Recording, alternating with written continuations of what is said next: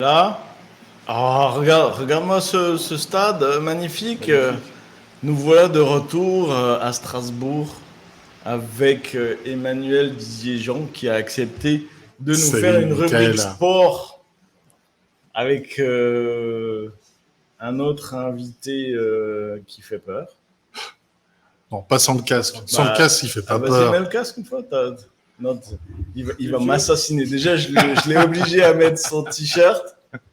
Il vient avec un casque, il vient avec un ballon. C'est Marc Dejon, le président, fondateur, un des présidents, ouais. joueur, un ancien fondateur, remplaçant, tout. j'ai tout fait. T'as tout fait. J'ai tout fait. Du Minotaur Les Minotaurs. de Strasbourg. Ouais.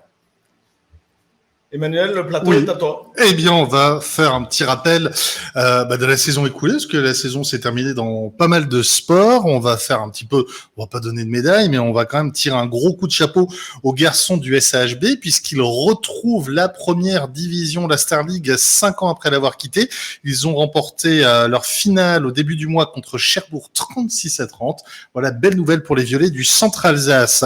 Un petit mot de hand féminin avec Cléopâtre Darleux, qui est elle vice-championne de France avec son équipe de Brest, la joueuse alsacienne qui a perdu contre Metz. Chut.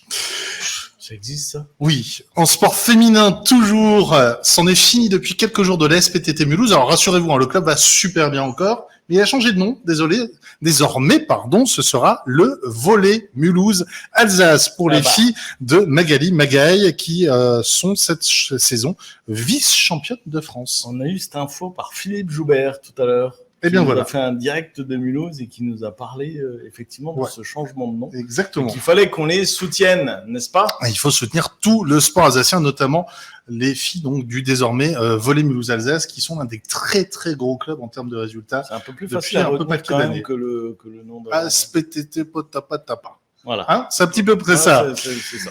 On va parler maintenant de quelques équipes qui ont une saison qui était bonne, mais un petit peu frustrante à commencer. On voit le stade derrière nous par le Racing Club Strasbourg-Alsace. Le Racing qui a tutoyé la Ligue des Champions une bonne partie de la saison et puis qui termine un tout petit point de l'Europe. J'ai pas eu le temps d'avoir des nouvelles de l'autre. Tiens, question. Où joue l'autre Racing Club de Strasbourg? Il y a un deuxième Racing Club de Strasbourg quelque part dans le monde. Un deuxième Racing. Écoute, vu qu'il y a une 16 ou 17 Strasbourg dans le monde. C'est pas dans une des Strasbourg.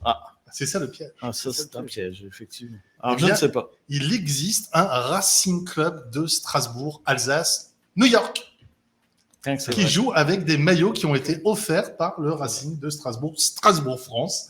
Voilà, ils évoluent dans un championnat new-yorkais. N'hésitez pas, si vous allez à New York, à vous renseigner auprès des Alsaciens de New York pour aller les voir. Ça leur fera plaisir d'avoir des supporters. On a eu Alex Winter cet après-midi qui est venu avec un gros fanion RC Strasbourg. Voilà. Si ça se trouve, il trichait et il avait celui de New York. Sait-on jamais. Alors, comme on est aux États-Unis, on va parler d'un sport américain. Le basket, là aussi, un peu de frustration pour la SIG Strasbourg avec... dernier match de la saison, elle peut terminer 4e si elle gagne. Le dernier shoot ne rentre pas, elle est 7e. Et puis juste après, en quart de finale des playoffs, c'est la même chose contre Monaco, 2 fois de suite.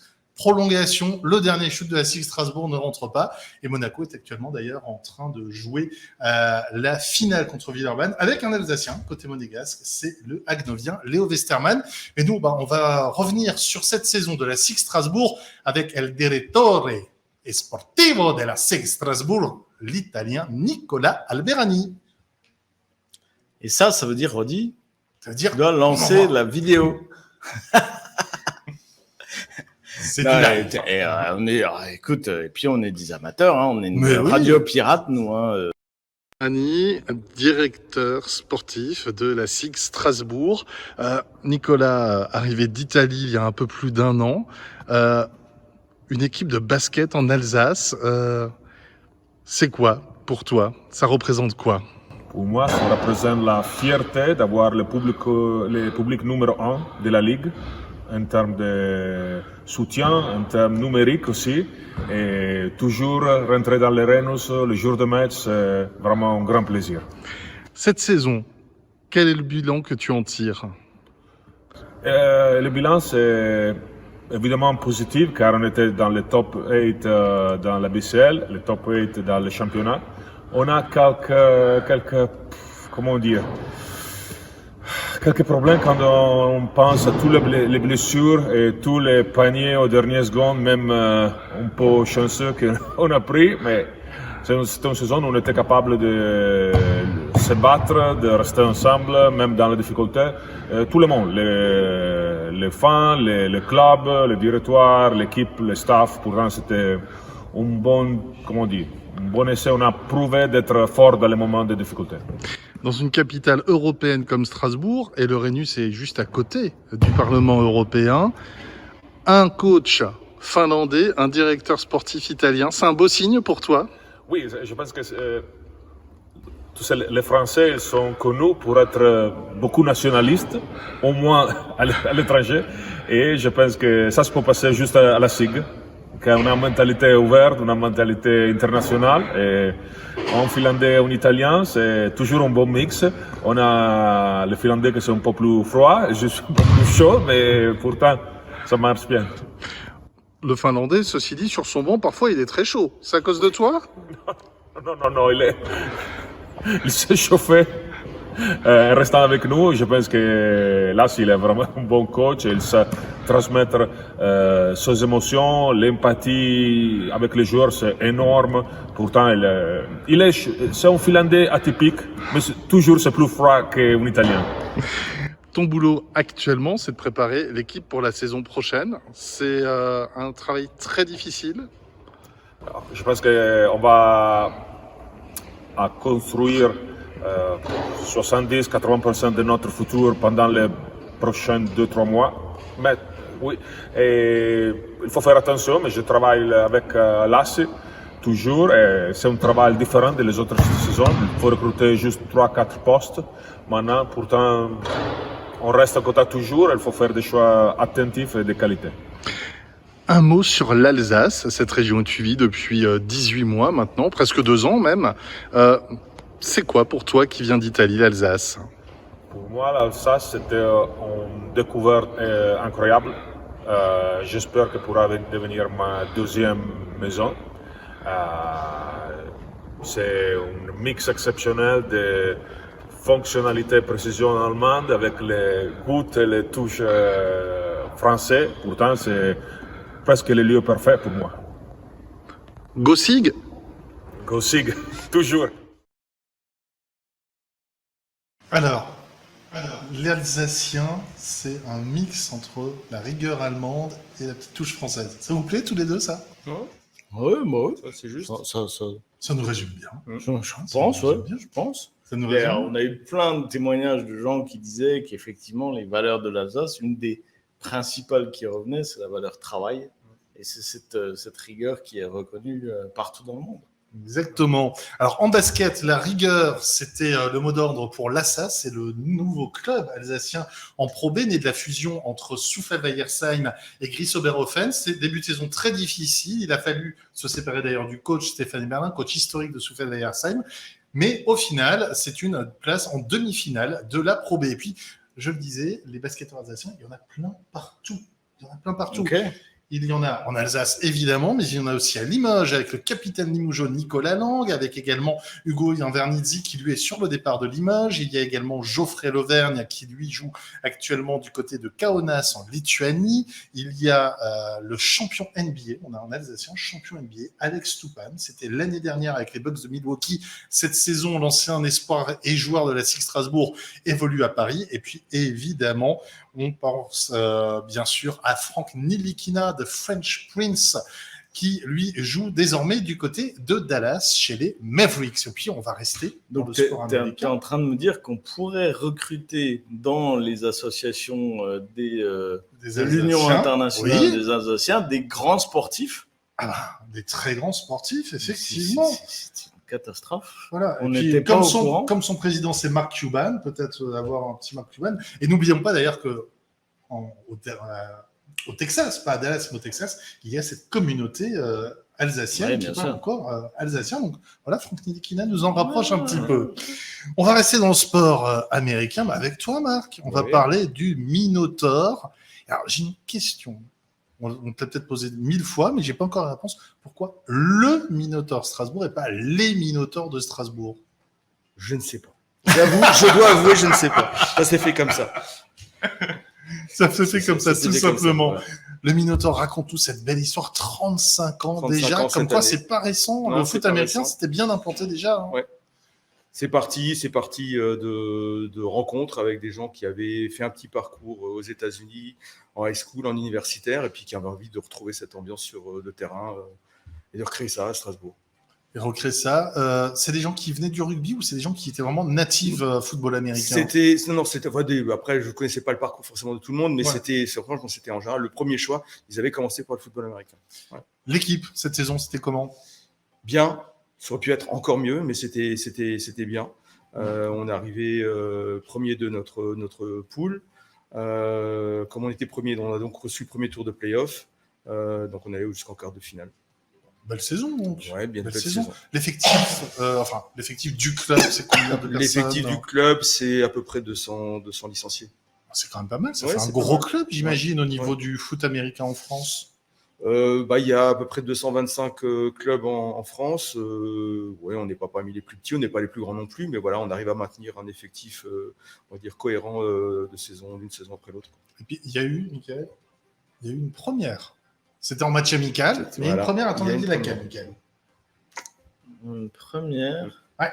Et une équipe féminine. Ah, il chauffe. Il est pas mal. C'est hein. pas mal. Dis-nous Eh, tout, sérieux Marc. Dis-nous Ouais. tout. C'est pas mal. Non, on a eu. Vous avez fait une équipe mixte. Non, Vous êtes des salauds. Non, presque. On cherchait effectivement à monter une équipe 100% féminine. Donc, appel aux candidates si il y a des filles. Vas-y, profites-en. Il y a des filles qui sont motivées par se mettre au foot américain. Il y a absolument aucun souci. Non, là, en fait, on avait une joueuse qui est déjà expérimentée, qu'on a fait jouer effectivement dans un effectif masculin. Ok. Faut dire que les adversaires s'en sont même pas rendus compte parce qu'elle tapait aussi fort que les Puis garçons. derrière le casque, on ne le voit pas. Voilà, et on le voit pas. Mais non, c'était Incroyable. une belle opération. On a communiqué un peu là-dessus. On aimerait bien pouvoir le renouveler, mais malheureusement, c'est vrai que il y a toujours des freins un peu administratifs. On les juge trop fragiles, mais non, une femme c'est fort et ça le montre sur le terrain aussi. Voilà, ça, c'est du discours Incroyable. féministe, finalement. Et alors, par contre, il y a un sport que vous partagez avec le rugby, Ouais, qui est lui totalement mixte, qui est super fun. Je te le recommande. Je suis sûr que là où tu vis au Canada, vous l'avez aussi, c'est le flag. Le flag. Ouais. Alors, Le explique-nous flag. un petit peu. Le flag, ça reprend les mêmes principes que le football américain. Alors, il y a des spécificités, mais en gros, en fait, ce sont nous, on compose une équipe mixte. Donc, il y a des garçons, des filles qui jouent ensemble, sans équipement. Et en fait, les actions sont arrêtées. Et quand il y a un plaquage, au lieu qu'on se rentre dedans, en fait, ils ont une ceinture avec des genres de bandes en velcro. Et donc, en fait, on arrache la bande en velcro et ça simule le plaquage. Donc, l'action D'accord. s'arrête à cet endroit-là.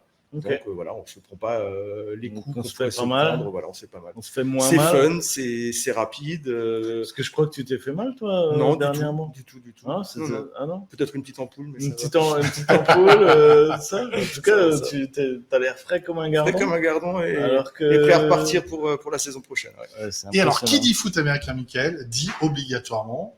Ok. Non, on reste sur un terrain de foot américain. J'essaye d'être bon. Ah oui, mais on mais reste sur le terrain de foot américain. Foot américain. Qu'est-ce qui fait partie obligatoirement de l'ambiance d'un match de foot américain? Avant, pour encourager les joueurs, les pom-pom girls. les fameuses cheerleaders, il y en a au Minotaur. Ouais, il y en a. Mais il faut pas confondre non plus avec le côté juste pop-punk girl, l'animation sur le bord de terrain. C'est une vraie discipline sportive à part. C'est super exigeant. C'est des acrobaties, des portées, des pyramides. Ah ouais. Ouais, il faut. C'est un sport à C'est part un entière. sport à part entière. Et il y a des championnats du monde chaque année à Orlando, en Floride. Qui est troisième des championnats du monde, qui est médaille de bronze mondiale de cheerleading. Oui. J'en ai aucune idée. Et pourquoi vous me regardez Parce qu'on C'est un peu t'interroge. dégueulasse. Je croyais Le que tu seul savais mec pas. qui ne fait pas de sport. Eh bien, c'est parce que c'est une équipe alsacienne. Sérieux? Médaille de bronze mondiale, ce sont les filles de Soufeld-Weiersheim. L'équipe, c'est le géant de Ouais, mémoire de Soufeld-Weiersheim. Elles ont obtenu cette médaille, c'était au mois d'avril-mai à Orlando. C'est incroyable. Ouais. Alors, on a parlé de foot américain, de ballon ovale. Il y a d'autres ovalies. La plus connue en France, hein, tu ne m'en voudras pas, Marc, c'est le rugby. Et le rugby qui est en train de renaître à Strasbourg. On a rencontré le président de ce jeune club qui s'appelle le SAR, le Strasbourg Alsace Rugby, Laurent Auvray. Il nous présente un projet, vous allez le voir, qui va au-delà du simple sport. Laurent Auvray, président du SAR. Il y a encore du rugby à Strasbourg ? Eh oui, il y a du rugby depuis 2019. En fait, le Strasbourg Alsace Rugby a pris la suite du RC Strasbourg depuis maintenant 3 saisons complètes avec bien sûr une période Covid un petit peu compliquée. Mais à Strasbourg-Haute-Pierre, on pratique le rugby en compétition et en loisir. À Strasbourg, Haute-Pierre, ça a toute son importance. Complètement, on a aujourd'hui les 3 piliers du club qui sont très importants, qui sont le social, l'éducatif et le sportif. Le social, parce qu'on est dans le bassin d'Haute-Pierre et c'est important pour nous d'avoir cette mixité avec tout le scolaire qui tourne autour de ce quartier et de pouvoir leur donner la possibilité de pratiquer le rugby ici à Haute-Pierre. Et il y a aussi donc l'éducatif qui est très très important. Ouais, c'est ça, voilà. En fait, on a dans ces 3 piliers importants l'éducatif, on a une salle de classe ici où les enfants à partir de 17h peuvent, continuer le soutien, avec des étudiants de l'EM en fait, qui viennent donner des coups de main de façon ponctuelle. Et puis surtout à nos éducateurs ici et encadrants qui peuvent leur donner aussi un petit coup de main sur tout ce rôle éducatif dans lequel on est, socialement aussi implanté. Et le sportif, c'est la période du mercato pour le rugby aussi. J'ai vu des nouveaux joueurs. Oui, tout à fait. On est en pleine phase de recrutement au niveau sportif, que ce soit chez les jeunes ou chez les seniors. On a déjà enregistré 3 nouvelles recrues sur cette nouvelle saison. Donc des joueurs qui viennent de niveau ou équivalent ou supérieur. Donc on est assez content de cette première partie de recrutement. Il y a encore de belles choses à faire. Juillet et août, on a encore à travailler dans ce sens. Donc c'est pas terminé. C'est l'Alsace Fan Day. Il y a des Alsaciens en Nouvelle-Zélande, en Australie. Tu veux qu'ils prennent leur téléphone pour essayer de faire du recrutement de joueurs ? Ah ouais, ça serait important de pouvoir avoir aussi quelques étrangers qui viennent visiter, la région Grand Est et surtout Strasbourg. Mais on a quelques pistes avec des Argentins, avec notamment l'une ou l'autre personne encore étrangère. Mais pour l'instant, l'essentiel aussi, c'est quand même aussi de pouvoir donner la possibilité à tous ces jeunes de Strasbourg et environ de jouer à Strasbourg et de ne pas les laisser partir un petit peu partout sans avoir la possibilité de le faire ici.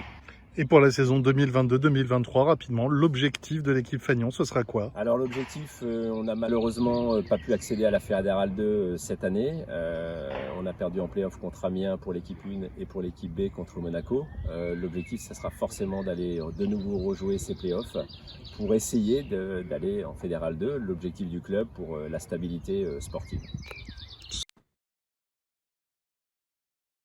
Ce très beau projet global, donc vous pouvez retrouver dès le début de la saison prochaine le SAR en son stade à Haute-Pierre. Pour le Minotaur, c'est où les matchs ? Les matchs, c'est Stade de la Museau. Stade de la Museau. Voilà, la saison elle redébute à peu près quand ? La saison va recommencer comme tous les ans, à peu près la même période, tout début septembre. Tout début septembre, donc le temps de faire les recrutements pour l'été. Alors, on l'a vu avec le foot américain, on l'a vu avec le basket, tu nous as parlé du hockey. Beaucoup de sports nous viennent des États-Unis. Mais messieurs, quel sport des États-Unis vient depuis peu ? Un sport qui, personnellement, parler à l'envers m'oblige. Moi, je peux pas. Toi, savoir tout. Moi, je sais, donc je vais pas le dire parce que ce serait gâcher le plaisir quand même. Je ne vois pas, non. Mika de Jong. Ça se pourrait faire un beau nom. Hein, ça. Ouais. Plutôt Sith ou plutôt Jedi ? Tant qu'à faire, plutôt Jedi. Ah bah plutôt Est-ce Jedi. Que la force est avec toi ? Une école de sabre laser. Eh ben ouais, le sabre laser est arrivé en France et en Alsace. Plusieurs clubs en font du sabre laser. Plusieurs clubs en proposent dans la région, notamment à Strasbourg, à Haguenau, il me semble également, Saverne, Colmar ou Mulhouse, mais également l'Escrime Club de Souffelweyersheim, un grand pourvoyeur d'ailleurs de médailles avec Vincent Hanstedt notamment lors des derniers mondiaux et Jeux Olympiques. Mais là, on va parler plutôt du sabre laser.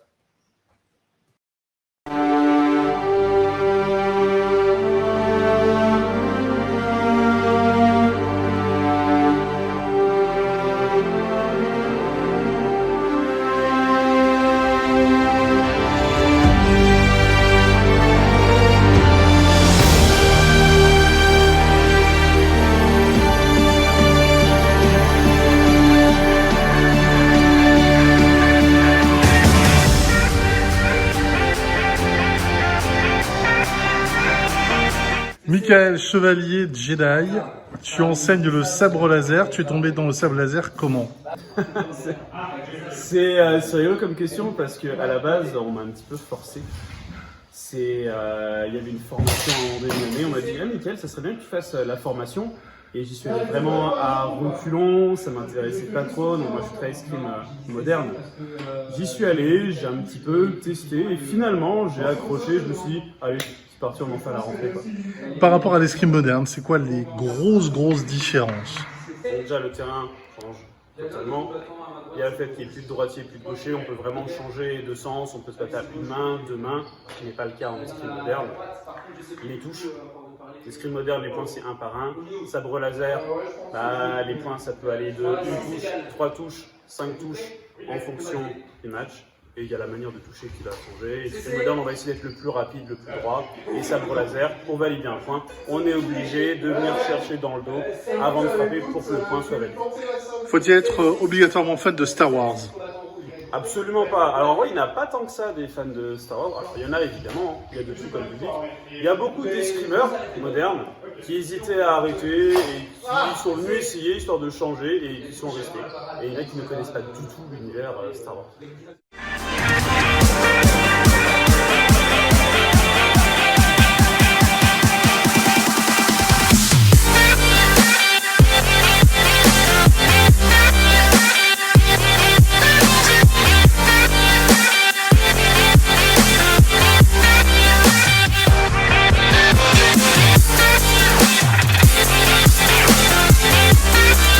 Luc, tu es le président du club d'escrime de Souffel avec cette section sabre laser. Elle est née quand? Elle est née l'année dernière, septembre de l'année dernière. Et le sabre laser, quand on t'a proposé d'ouvrir cette section, ça t'a fait quoi? Tu dis c'est quoi cette connerie ou? Pas du tout. En vrai, c'est moi qui ai proposé de l'ouvrir. Mais non, pas du tout. Ça a été créé, la fédération a mis en place ça et j'ai directement été open pour l'ouvrir. Le club d'escrime de Souffel, qui est un gros pourvoyeur de médailles pour l'équipe de France et de podiums. C'est une fierté pour une commune comme Souffel? Oui, beaucoup. Enfin, on est très fiers d'avoir une équipe haut niveau assez forte qui est championne de France depuis 3 ou 4 années d'affilée. Donc oui, c'est une fierté. Et ça veut dire que sur la planète escrime en France, les gens savent prononcer correctement partout Souffel-Weiersheim. Pas du tout. Pas du tout.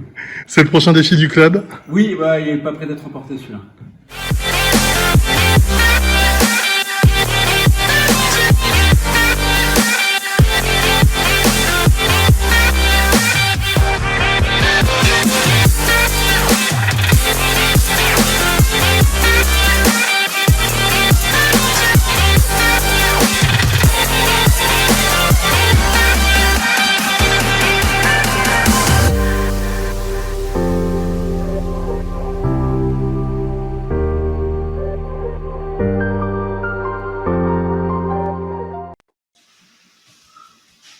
Et voilà, vous l'aurez donc compris, c'est un sport qui existe officiellement, qui dépend de la Fédération française d'escrime. Donc, si vous voulez vous y mettre, n'hésitez pas. Et on va parler justement de l'escrime traditionnelle avec une belle nouvelle qui nous vient d'Antalya. C'était cette semaine. Sarah Balzer, la Strasbourgeoise, leader de l'équipe de France féminine, a remporté en solo la médaille de bronze au sabre. Et en équipe avec une autre Strasbourgeoise, Sarah Nuccia, elles ont remporté l'or européen. Pas mal, belle performance. Et on n'oublie pas non plus Charlotte Lembach qui, elle, avait remporté une très belle médaille d'argent. C'était aux derniers Jeux Olympiques à Tokyo. Tout ça, ça nous amène au sport en solo avec le retour de Sébastien Loeb en rallye. Retour qui s'est mal passé cette semaine, parce que hier, il a été contraint à l'abandon au rallye du Kenya. Mais en Alsace, il y a un autre pilote, double champion du monde désormais. Il a 25 ans seulement. C'est Yann Erlaché qui débute, lui, sa saison ce week-end. Double champion du monde en voiture de tourisme. Il sera d'ailleurs les 6 et 7 août prochains pour une manche du championnat du monde à l'Anneau du Rhin. Donc, n'hésitez pas à aller l'encourager. Le sport en solo, c'est également l'année un petit peu difficile de Pierre Hugerbert en tennis, éliminé au premier tour de Roland-Garros avec son habituel partenaire Nicolas Mahut. Il a également abandonné la semaine dernière à 's-Hertogenbosch aux Pays-Bas. P2H, rappelons-le, ce sont quand même 5 titres du Grand Chelem, et 2 Masters en double. Rappelons qu'on n'est pas les seuls à avoir des noms imprononçables de villes, quoi. Il paraît. Non, oui, c'est bon, Hertogenbosch. Ouais, C'est ce genre de nom, en fait, il faut l'avoir appris à l'oral avant d'apprendre à le ouais, dire. c'est ça. Une fois que tu le vois écrit, c'est fini. Finalement, Tu Sofel-Weyersheim à côté, ou Borchik-Hersheim, c'est hein. bien plus facile. D'ailleurs, je voulais te féliciter en introduction. Tu as dit beaucoup de noms alsaciens. Ah bah écoute, Comme fallait ça, bien, mec. Toi, tu nous fais des boîtes à quatch en série. Hein. Ah bah écoute, avec grand plaisir en tout cas. Voilà, alors évidemment, il y a encore plein d'autres résultats sportifs qui ont émaillé la saison. C'était quelques-uns des résultats principaux, puis quelques belles découvertes. Je vais pas dire découvertes pour le foot américain au bout de 35 ans, mais redécouvertes. C'est vrai qu'on a tendance à l'oublier. Quelles seraient les qualités chez les jeunes qui veulent venir? Être travailleur, motivé, avoir envie d'apprendre, parce que c'est un sport qui a des particularismes. En fait, les postures ne sont pas des postures dites naturelles. Donc, en fait, il faut désapprendre ces postures naturelles et ce n'est pas forcément évident. Quoi. Donc, mais du travail, comme dans toutes les disciplines. Et pour les parents qui ont peur, surtout si le fiston est une toute petite crevette comme ça, non? Déjà, l'avantage, c'est que c'est un sport qui est adapté vraiment à toutes les morphologies. Donc, on est grand, on est petit, on est un peu dans bon point. Je n'ai pas dit gros. Hein. Et Alsacien. Voilà, Alsacien. Ou maigrelet, en fait. Voilà. Non, c'est vraiment fait pour tout type de morphologie. Chacun y trouve son compte. C'est pas les mêmes positions, on prend pas forcément non plus les mêmes coups. Et puis, globalement, on se blesse très peu. Ça, c'est intéressant à savoir. Ouais, On se blesse dans les escaliers, en fait. On peut se blesser dans les escaliers, on peut prendre une jarnière avec des géraniums sur la tête, mais non. On sent le vécu. Mais non, c'est les blessures sérieuses. Je parle pas de petites bobologies, des entorses, ce genre de choses qui arrivent dans tous les sports, mais les grosses blessures sont vraiment assez rares. Dernière question très importante pour choisir entre le rugby et le foot américain. La troisième mi-temps, vous l'avez aussi au foot américain? La troisième, la quatrième, la cinquième. C'est vrai que comme c'est par carton, ça va encore mais plus ça loin. va plus loin, c'est ça. Un grand merci. Penser à s'hydrater. Un super grand merci, Michael. Lui, c'est pas Michael. Hein. Non, Michael, c'est toi, Michael. Voilà, voilà. je vous confonds, les gars. Merci en tout cas, les gars. Moi, j'ai encore quelques petites questions pour vous. Parce que moi, je trouve que tu as mis le doigt sur quelque chose qu'on a identifié tout au long de la journée.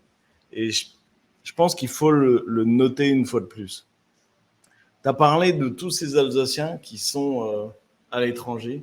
Qui portent, et j'en ai oublié un. Honte sur moi, en football.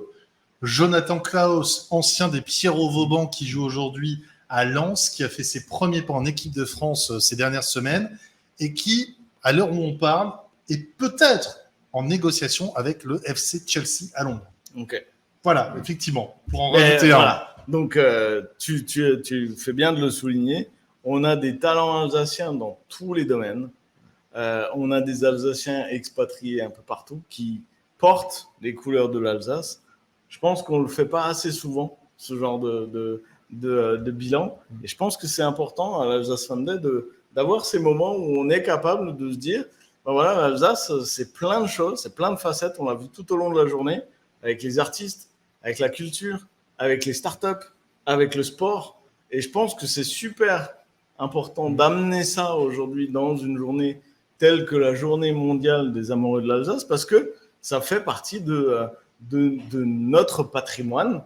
Notre patrimoine alsacien, c'est pas juste la tarte flambée, des bretzels et des coiffes alsaciennes, même si c'est toujours important de savoir d'où on vient, mais c'est aussi important de montrer que ça s'arrête pas là. Et c'est peut-être ça aussi l'Alsace Fan Day, cette capacité-là. Et puis, pour ce qui concerne le sport, la formation alsacienne, avec les filles qui sont formées ici. Jonathan Klaus, on l'a dit, ancien des Pierrot Vauban. Franck Nilikina, Axel Toupane, formé à la SIG Strasbourg. C'est la formation alsacienne. Ça, c'est aussi important. Ce ne sont pas des gamins qui sont juste nés en Alsace et qui sont partis se former ailleurs. Ils se sont formés ici, en partie du moins. Un dernier mot? Vous avez des choses à dire encore? Alors, je tiens à préciser aussi la belle photo qu'on a là.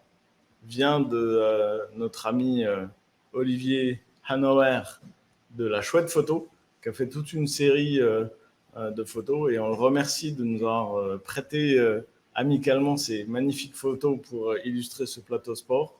On a eu toute la journée des Alsaciens qui nous ont fait la démonstration de leur amour des sports, des sportifs et des clubs alsaciens, surtout le Racing, faut le dire.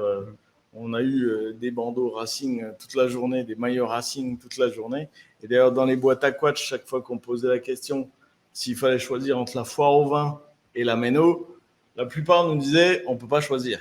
Donc, globalement, c'est le résumé de tout ça. Merci en tout cas, Emmanuel. Merci pour l'invitation, Mickaël. D'avoir créé cette rubrique sportive Alsace à l'international. Je te remercie d'avoir relevé le défi. C'était très sympa d'avoir. Et comme on dit en répondu. sport, j'essaierai de faire mieux la prochaine fois. Non, écoute, Non, mais ça fait très sport de le dire comme ça. Ok, d'accord, on va faire comme ça. Et toi, merci d'être venu aussi, Mais avec plaisir. d'avoir souffert la chaleur. Ça va. Non, ça va, bon. tu tiens On encore. supporte. Toi, de toute façon, t'aimes bien tous ces trucs-là. Oui. T'aimes bien aussi le hockey, je crois. Oui, j'en ai fait longtemps. Parce que quand on est allé, parce qu'on était au CES à Las Vegas ensemble, et on était dans certains bars forcément. Et dès qu'il y avait du sport, et puis Dieu sait qu'à Las Vegas, il y a de quoi faire. C'était même plus possible de discuter avec lui, quoi. Il On tient plus. Je vais faire un petit peu mon dico du sport. Jeff Greer, ancien grand basketteur de la SIG, vit à Las Vegas. C'est un Américain, mais qui a joué longtemps en France, notamment à la SIG. Et son fils vient de remporter hier à San Antonio un concours à 3 points, un petit bonhomme qui a 13-14 ans, qui reviendra peut-être en Alsace, sait-on jamais. Bah écoute, on ne sait jamais. Et pareil, le hockey, moi qui vis au Québec, le hockey, c'est un sport incroyable. C'est une institution. Et je sais qu'il y a des clubs à Strasbourg. Et je sais L'étoile même noire, que notamment, il y un a grand club souvent à des Mulhouse aussi. clubs strasbourgeois. Il y a un club strasbourgeois qui est allé récemment à Montréal rencontrer tout ce qui se fait au niveau du hockey. Donc, c'est ces émulations qu'on est en capacité de créer qui sont extrêmement intéressantes. Et merci d'avoir été sur le premier plateau sport de l'Alsace Fun Day.